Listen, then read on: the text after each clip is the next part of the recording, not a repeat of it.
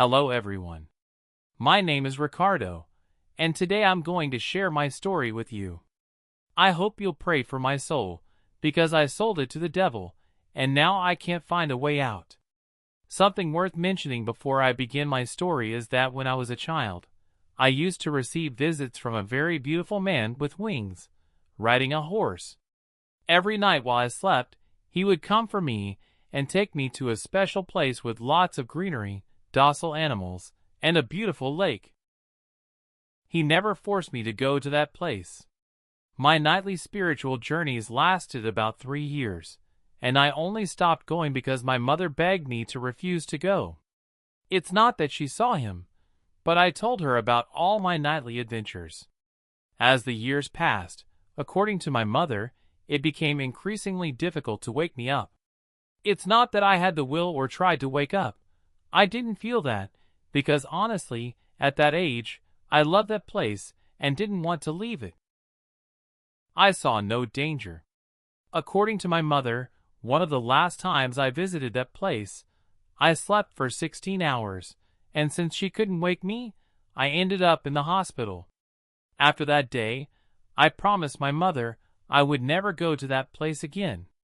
I received visits from that man again during my childhood, I think 2 more times, but I refused to go with him. Looking back, I'm not sure if it was really an angel or a demon who visited me. Because believe it or not, the demon I met years later wasn't ugly at all. At least in his first appearances, he had a beautiful appearance. I come from a middle-class family. My father worked hard at a company to offer us a better life. I'm the youngest, and was always spoiled by everyone in my house.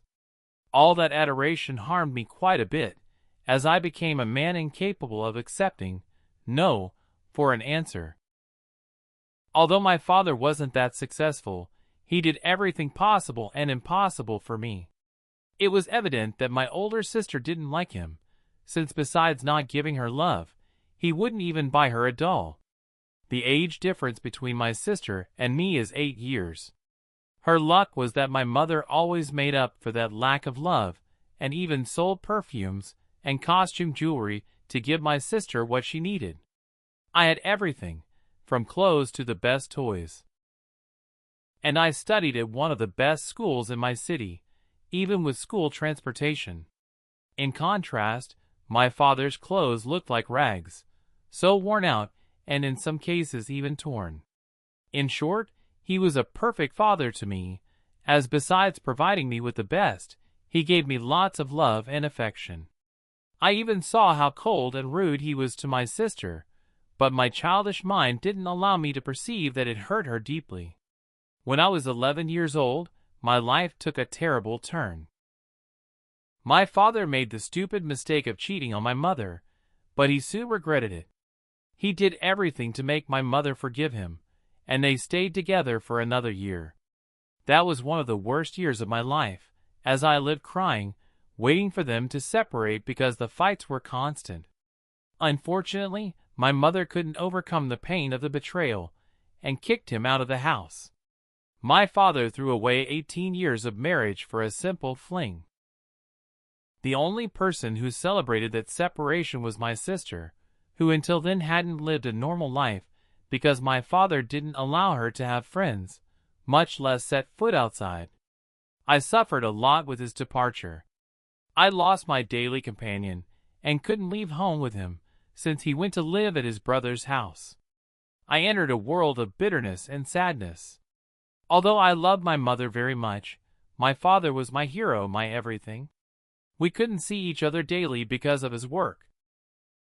I became a sad and rebellious boy. With his departure, my mother and I started having disagreements, since before she wouldn't complain about my mistakes for fear of facing my father's fury. She was afraid of being hit by him due to some episodes not worth mentioning. It didn't take long for my father to get involved with another woman, and after 3 months of dating, he went to live with his current wife.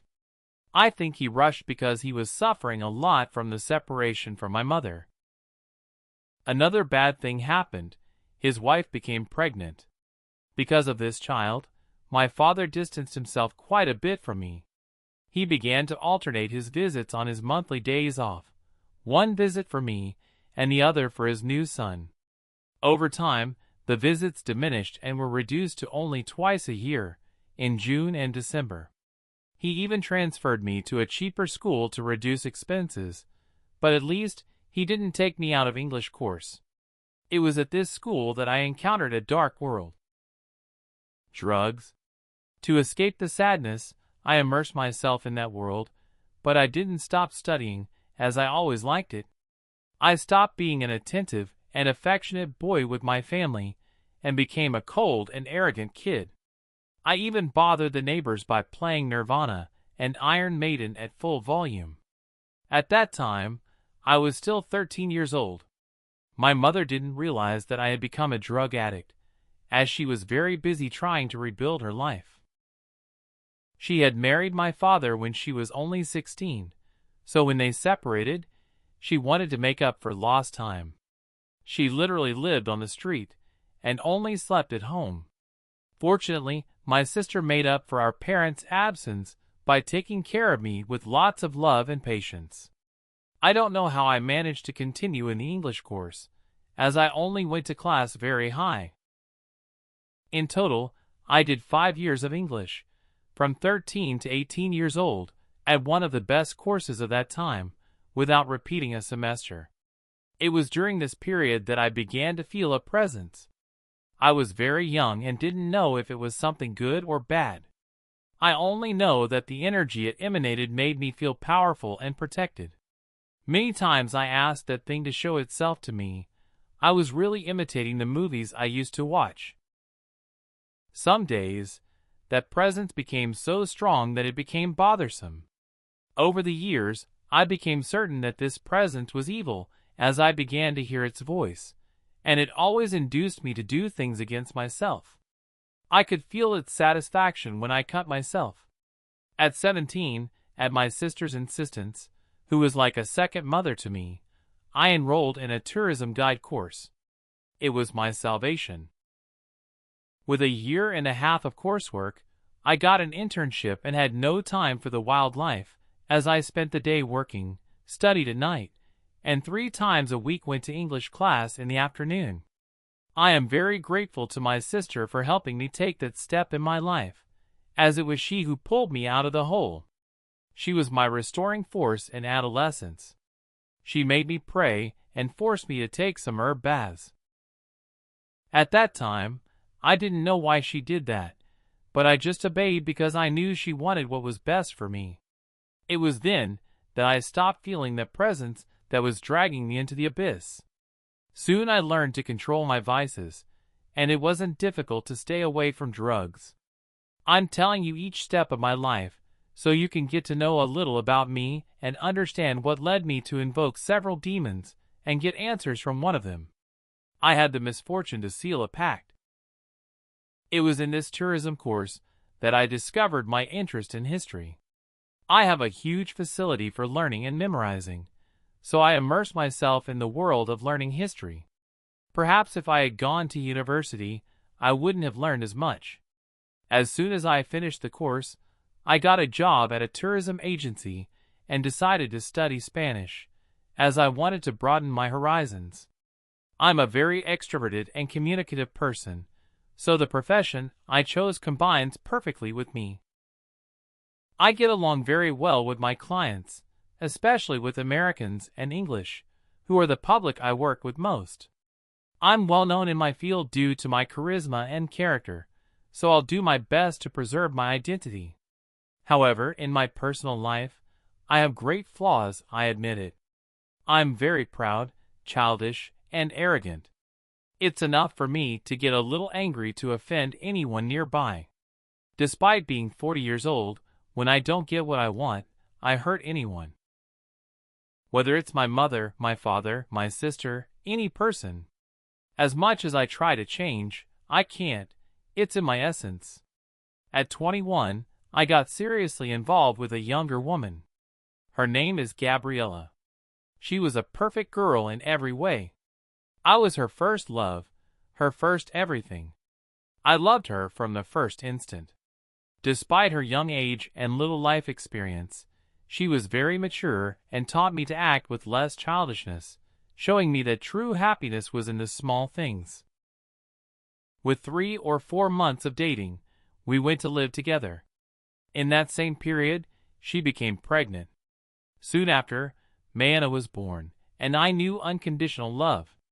Then I made a risky decision to earn more money, and left my job at the agency where I earned a salary and some commissions.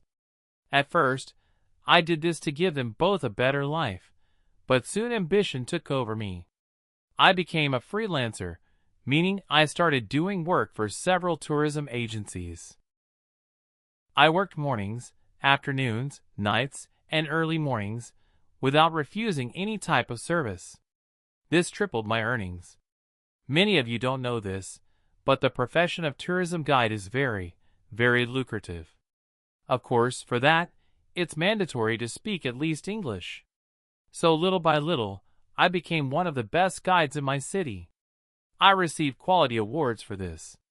I bought a new car, and my next goal was our apartment. This was how my obsession with success and money began. I accepted more and more tourist groups, as they are very lucrative. So I exchanged my family for my work. Before anyone here says, "Ah, this guy is a liar. The tourism career lasts 4 years." I want to clarify that I didn't study at university. I took a technical course in tourism guiding, lasting 2 years. I think accepting so much work and letting ambition speak louder ruined my marriage, as I gave space for Gabriella to cheat on me. I'm not trying to preserve her dignity by putting the blame on myself, but I was never home, and when I was, I only slept due to work fatigue. So she got involved with someone else and left home after only 4 years of living together. Gabriella was so firm in her decision that she didn't even think about how attached our daughter was to me. Carmen was 3 years old. Her departure was a tremendous blow. I couldn't stand the idea of having to distance myself from her and my little princess. Although she had cheated on me, I still loved her very much. Besides, I wanted my daughter with me. I don't remember if I mentioned before that Gabriella fell in love with another woman. Yes, she got involved with Ivana right under my nose. Ivana was 22 at the time and lived in a nearby neighborhood, but her mother lived in front of our house.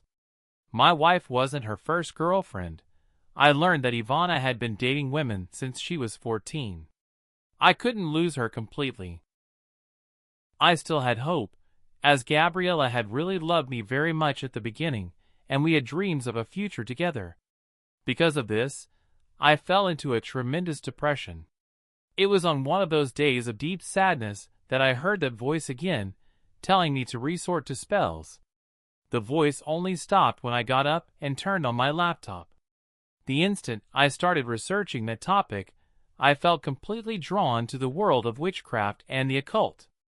I felt filled with an indescribable energy. This time it didn't seem negative. I felt a strong connection. I identified completely. You know that feeling that you've finally found what you've been searching for? Well, that's what I felt as I read about witchcraft and demons. It wasn't just because if I became a devotee of the demon, I would have my beloved back. It wasn't just that. I could feel that the peak of financial success would come from there. As much as I try, I can't describe the energy that surrounded me at that moment. It was clinging to those illusions that I turned for the first time to rituals to bring Gabriella back to me.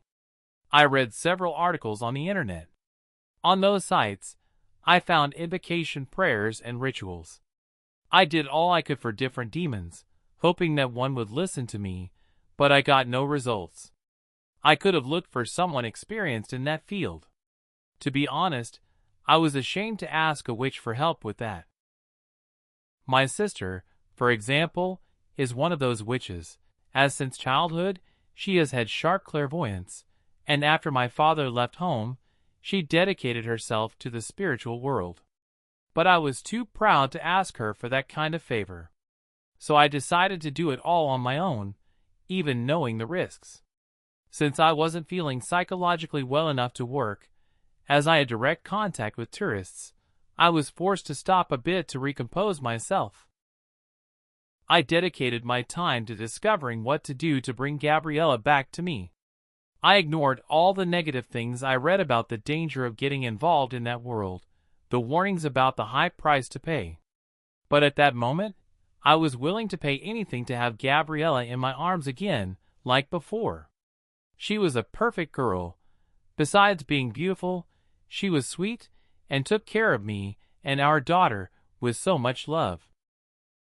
I couldn't stand the idea of having been replaced, and worse, I was replaced by another woman. My masculinity didn't accept that. So I decided to take a bigger step and turn to famous books. After much research, I bought the best witchcraft books and began performing various demonic rituals contained in those books. I didn't care that she had cheated on me or that we weren't compatible. I wanted her back. I couldn't accept her rejection. I loved her too much. I was willing to do anything for us to be a family again. I won't share what types of rituals I did for 15 days, so as not to be accused of teaching witchcraft practices, but I'll tell you in advance that there were several. In one of those books, I found a ritual that, according to various accounts I read, was infallible. And it really was. I don't remember the exact number of days, but I know that Gabriella broke up with Ivana and returned to my arms shortly after. In the first few weeks, everything was wonderful. I reduced my workload to be able to enjoy my family. It bothered me to have to turn down jobs, since working with tourist groups yields a lot of money, but I needed to please her and be home more. Most tour guides receive good discounts and courtesies at hotels, inns, and high-quality restaurants, so I took this opportunity to travel with Gabriella to various places. I tried to please her in every way. I tried to be less childish, less jealous. In short, I gave my best for her. But nothing I did was ever enough. She always seemed dissatisfied. In the second month, our relationship collapsed. I soon discovered a side of her that I didn't know, and I think she didn't even know herself. Gabriella became an interested woman, only thinking about money, expensive things, brand-name items, imported perfumes. If I refused to buy what she wanted, she would start a big fight. Gabriella began to get hysterical and reject me. The rejection I'm referring to isn't just sexual. She rejected my kisses, my caresses, and that was very painful. Her tone of voice was always very aggressive, and many times she even physically attacked me. Unfortunately, I'm not a very patient person. As much as I try to remain calm, I'm very explosive, although not violent. There came a point where my patience ran out completely, and fights became inevitable. Perhaps this explosive side is a reflection of the amount of substances I used in adolescence, and the abstinence still drives me crazy. Gabriella and I argued over any nonsense. I apologized every time, even for things I hadn't done. Looking back, maybe Gabriella invented those fights to be able to leave the house and meet up with Ivana, her girlfriend with whom she never really separated. Or maybe it was because she didn't accept being unconsciously forced to be with me, since the ritual I did bound her to me. But of one thing I'm sure, the ritual I did to bring her back made me even more obsessed with her. I was literally sick over Gabriella. One day, after about a year since she had returned to me, I had to go to another city for the weekend with a group of tourists. When I returned, she was gone. She had taken almost everything from the house, leaving me only the bed, the wardrobe, and the stove. Of course, she had the help of her mother, who hated me for having taken her only daughter out of her house when she was 15. I didn't care about the material goods. I was very disappointed because she acted behind my back.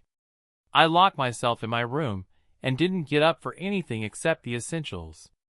Although I suffered like a condemned man, I didn't seek her out. My sister was very worried about me, fearing I would go back to using drugs, and she sought out our father to tell him about my separation. She omitted the fact that I had been an addict. My father didn't hesitate and came to see me the same day. I loved him, but I held a lot of resentment towards him for having abandoned me when I was 13. I knew his effort had made me the man I am, but the disappointment that he had disappeared from my life spoke louder. At first, I didn't open up to him. Even his wife came to give me strength. They are both evangelical, and at that moment of suffering, my father's presence and fanaticism bothered me a lot. Out of every 100 words that came out of his mouth, 99 were biblical, and that irritated me. I even thought about doing other spells to bring Gabriella back, since she and Carmen were my strength. But I couldn't keep living that hell. I don't know if I could endure her slapping me again and not being able to defend myself. Being with her was truly humiliating. My father's visits became daily, and every day he made me study the Bible for an hour. That is, I didn't read anything from the Bible. I just listened to him. His persistence gave me strength to return to my work and apologize to the agency owners. After all, I depended on them to continue working in my field. I couldn't ruin myself, as I'm not the only guide available. Despite not having strength, I decided to move forward. In 2 months, I already had the mental stability I needed. During that period, Gabriella came back looking for me. She didn't want to live with me again. She wanted the good life she had when we were together. At first, I fell for her deception that she missed me. She would leave our daughter with her mother and come to see me, seduce me, use me, and I, a fool in love, would open my arms and my wallet for her. On one of those days, I checked her cell phone while she was showering and saw love messages between her and Ivana. It was then that, despite being in love, I kicked her out of my life. I'm a very thrifty person, and without Gabriella's burden in my life, I managed to save more money in the bank. It was around that time that I took a big step and bought a very expensive car. It took me 4 months to gather the money for a good down payment, and I paid the rest in 48 installments. I moved to an upscale neighborhood and became friends with 2 very rich brothers. Actually, the rich one was their father, who gave them an enviable allowance. Both even graduated in law, although they don't work. They don't need to, due to their father's assets, and they lead a life of parties, lots of drinking, and other things that provide momentary pleasure. Things I already knew from the past, and that I can't mention here. They introduced me to a world of parties unknown to me until then. I didn't need to pay for anything, as they wouldn't allow it. We were always surrounded by women. Every weekend we were with different women. Sometimes we even did partner swapping. It was at one of those parties that I got involved with a woman named Yolanda. At that time, I was about 28 years old. It all started because after we slept together for the first time, I proposed that she become Carmen's nanny. In that same period, Gabriella and I had decided to have shared custody, as she complained that she was still very young and needed to live. I felt even more love, although I didn't have much time to be with my daughter. I would pick her up and leave her with a nanny almost every weekend, even when I wasn't home all day. At first, my relationship with Yolanda was just work, but the fact that she had to sleep at my house, since many times I had to leave early in the morning for work, brought us closer. We got involved, even though we had met at a partner swapping party. But I was too needy for affection and continued with her. In short, she also became pregnant. Although it wasn't a love relationship on her part or mine, we went to live together. I was very excited because I was going to be a father again. A few months later, Arturo was born. I loved my first daughter very much, but because of this child, I became even closer to Yolanda. About 2 years later, a great opportunity arose to buy an apartment from her sister. It was very spacious, and had an excellent location. I only needed to give 20% down payment and finance the rest. With the money I earned, both the car installment and the apartment installment would be easy to pay. My life was going great. Then something very bad happened, not just for me, but for everyone: the pandemic. The world closed its doors to everything, especially tourism. I no longer had much money saved, as I had put a down payment on the car and the apartment. Within months, things got very bad for me. And then Yolanda abandoned me and went to her mother's house. According to her, she was afraid of losing her parents, if those were their last days, and she wanted to be with them. I talked every day with my mother and sister, but out of pride, I hid my suffering from them and said I was fine financially. I didn't have a labor contract with any agency, so I didn't receive financial help from any of them. I couldn't even sell the apartment, as many installments were still pending.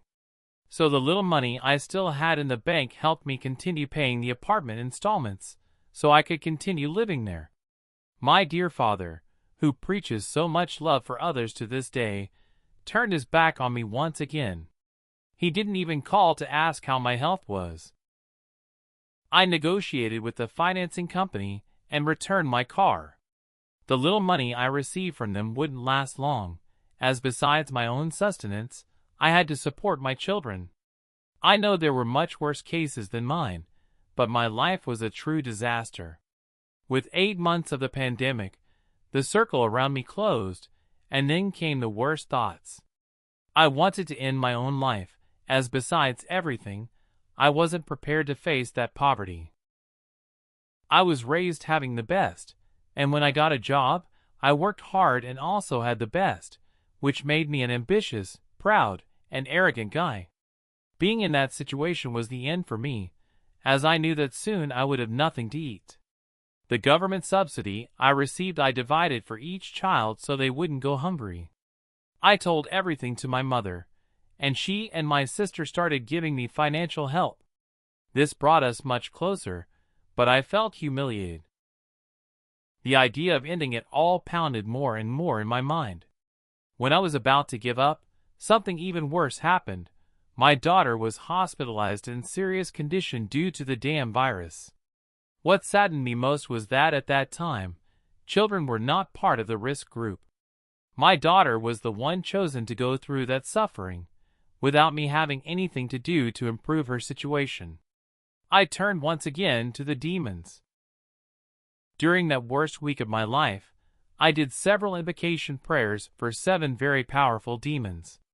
I performed rituals with blood, promising my soul and devotion to them until the last day of my life.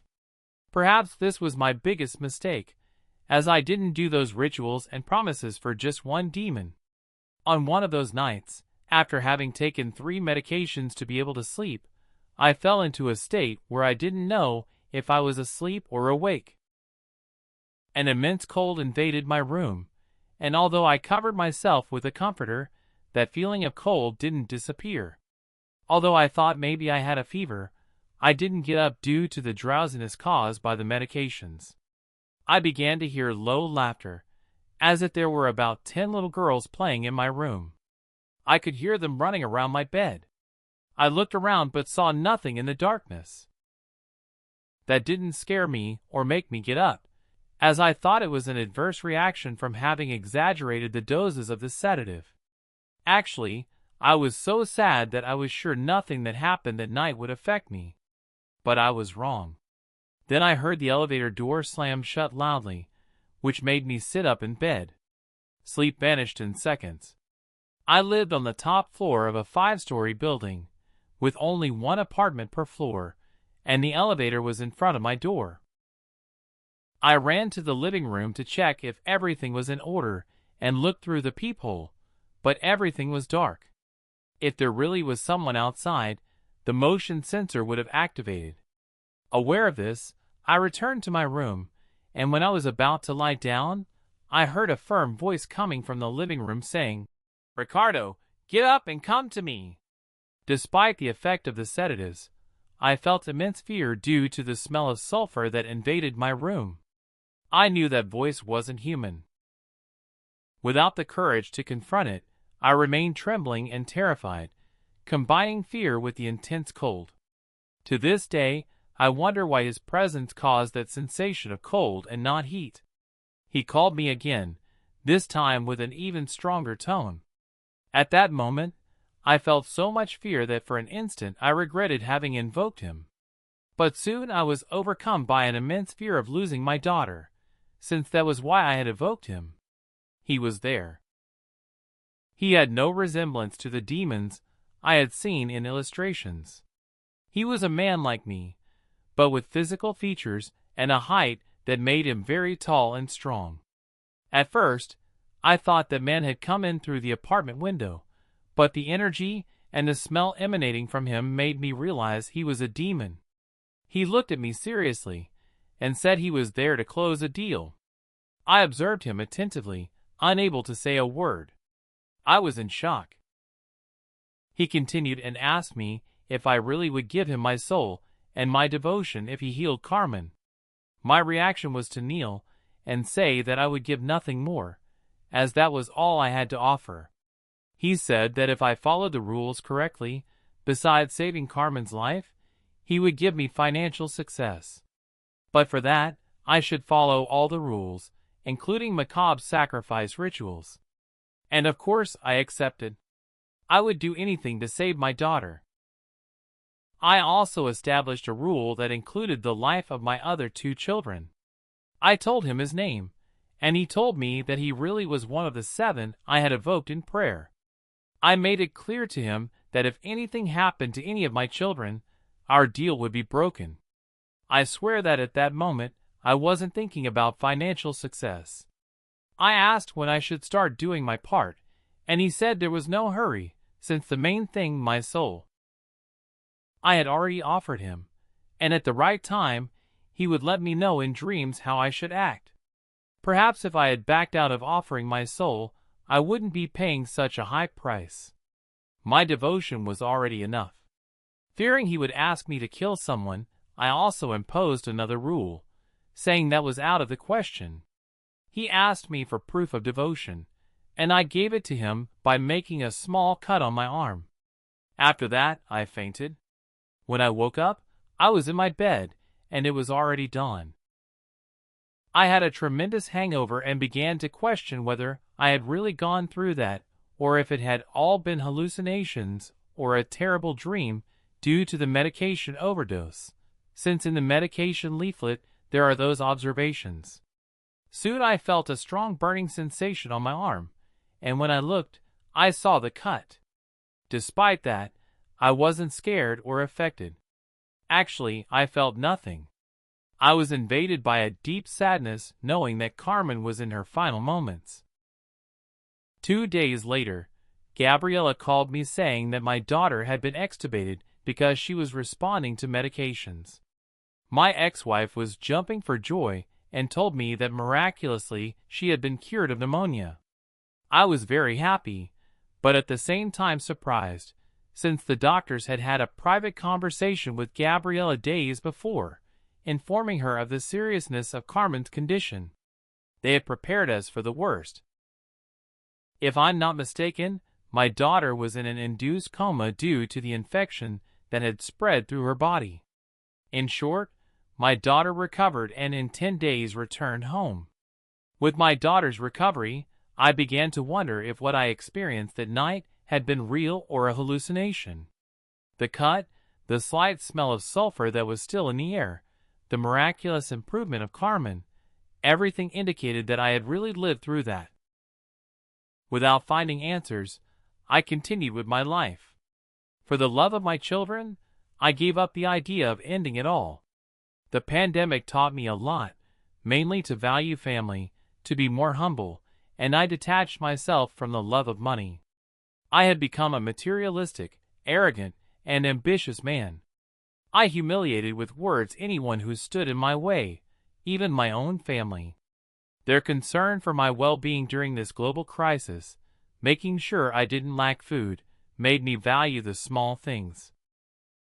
I was shaping my personality, and in a short time I matured and transformed into a humble and altruistic man. During this period, I reconnected with a friend from my adolescence on social media. We exchanged phone numbers, and soon began seeing each other. I'll call her Elisa. She's a little older than me, and her maturity transformed me even more into a better man. After 3 months of dating, I moved into her apartment. The apartment I lived in still had many installments to pay, so I handed over the keys and received nothing in return, not a single real. I didn't tell Elisa anything about my past, neither about the time I was a user nor my involvement with black magic, much less about the pact that, until then, I wasn't sure I had made. Elisa came from an evangelical and conservative family, abominating any form of magic or worship of a supreme being. What I lived with Elisa in that first year was so good that I didn't care about not having a reel in my pocket. Her love and psychological support completely rehabilitated me. Although she is a very successful woman, it wasn't for that reason that I was with her. I fell in love with her simplicity and her posture. When tourism among Brazilians was allowed again, I began to provide small services for a tourism agency, avoiding as much as possible accepting services from the old agencies I worked for, since they denied me help when I was going hungry. My mother told me that you can't have pride to your own detriment, that it's not worth it, but I can't follow that motto. Unfortunately, those old agencies were the most famous and sought after, while the agency I was at was medium-sized and only gave me sporadic services, as it had its long-time employees. So I lived my life until early 2022. My mother continued to help me financially, and her help served to pay child support for my 2 children. Then I dreamed of that demon asking me for a sacrifice ritual. The dream was very real, detailing step by step how I should proceed and where to place the offering. I woke up sweating and scared. At first, I thought it had just been a nightmare, but it wasn't just that. Days later, Gabriella called me worried, saying that Carmen was sick again. The clinical picture was the same one that had taken her to the ICU in 2020. At that moment, I had no doubt that he was calling me to fulfill the second part of the deal, as he had told me that night, and he informed me in a dream how to proceed. I was desperate. I didn't know what to do. I thought about ignoring the dream, but the fear of losing my daughter again was stronger than any reasoning. I decided I would do the ritual, even though my morals and my beliefs told me I was doing something terrible. I couldn't risk Carmen's life for anything in the world. I followed to the letter the instructions I had received in the dream. I went to the indicated place, an old abandoned factory on the outskirts of the city. It was a dark and gloomy sight, the perfect setting for a demonic ritual. With trembling hands, I arranged the elements as I had been shown. The air became increasingly dense and heavy. I recited the words I remembered from the dream. As I progressed in the ritual, I felt a dark presence growing around me. Fear invaded me, but the image of Carmen sick and suffering gave me the strength to continue. Suddenly, a sharp cold filled the air, and I knew he was there. A shadow appeared in the gloom, and his voice resonated in my ears. "Ricardo, you have fulfilled your part of the deal," said the voice. "Now your daughter will recover again. But remember, this is only the beginning. Your devotion must be constant." I nodded, unable to speak. The presence vanished, and I was left alone in the darkness, feeling an immense weight on my shoulders. I had sealed my fate, and now I had to live with the consequences. I returned home feeling dirty and guilty, but also relieved by the hope that Carmen would recover. A few days later, Gabriella called me with the news that our daughter had miraculously improved again. This time, the recovery was even faster than the first. Although I felt relief, a part of me was horrified at the thought of what I had done. Life continued, and although Carmen's health stabilized, I felt increasingly trapped in a cycle of fear and desperation. The dreams with the demon became more frequent. He gave me instructions for small rituals and offerings. Every time I fulfilled one, I felt like I lost a little more of my soul, but the promise of my children's safety kept me obedient. Elisa began to notice my erratic behavior and my growing concern. I tried to hide the truth, but she knew something was wrong. One night, after a particularly disturbing dream, I decided to tell her everything. I feared her reaction, but I couldn't continue carrying that weight alone. Elisa, to my surprise, didn't judge me. She listened in silence and then hugged me. She proposed seeking spiritual help to free myself from the pact. Although she knew that breaking a deal with a demon was risky, she saw no other way out. Together, we sought out a priest known for his skills in exorcisms and liberation rituals. At first, the priest doubted my story, but seeing my desperation, he agreed to help me. He prepared a purification and liberation ritual. He explained to me that it would be a long and painful process, but necessary to break the bond with the demon. On the night of the ritual, I felt as if a dark force was fighting to stay in me. The spiritual battle was intense, and at several moments I felt I would lose my mind. But the faith and love of Elisa gave me strength to continue. After what seemed like hours of struggle, the priest proclaimed that the bond had been broken. An immense peace invaded me. Although I knew the road to complete recovery would be long, I thanked the priest and reconciled with Elisa, promising her that I would never again seek dark shortcuts to solve my problems. Over time, I found stability again. I got a steady job at the tourism agency and strengthened my relationship with Elisa. Carmen and my other children also seemed healthier and happier. Although fear and guilt never completely disappeared, I learned to live with them and to seek redemption in my family and in positive actions. Finally, I understood that love and dedication to loved ones are more powerful than any dark force.